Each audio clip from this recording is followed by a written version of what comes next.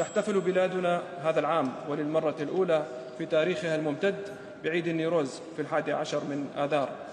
إلى جانب عيد الأم، ليصبح عيدا وطنيا ورمزا يعبر عن احترامنا العميق لكل مكونات الشعب السوري. جبو نوروزا ایسال لسوری بیدابونا دنابرا سروکاتیا سوری احمد الشرع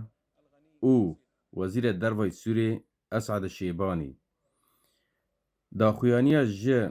فرمانداریا آنگو سروکاتیا سوری درکتی 18 تا 23 هیوه گلک جشن تیدا هنه یک جوا جشنان نوروزیه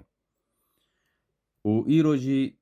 وزیر دروای سوری اسعد شیبانی دبی نوروز دبی 11 هیوا سسیان 11 آداره ده گلو افهاج هفتوننه افته چواته او براستی نزانن روجا نوروز کینگایا آنگو قصدن اف روجا وره تشویح کرن دناف خلکه دا آنگو اسعد شیبانی جبر وزیر دروای سوریه و گر خوال سرانسری اوروپا و لجیهان هیا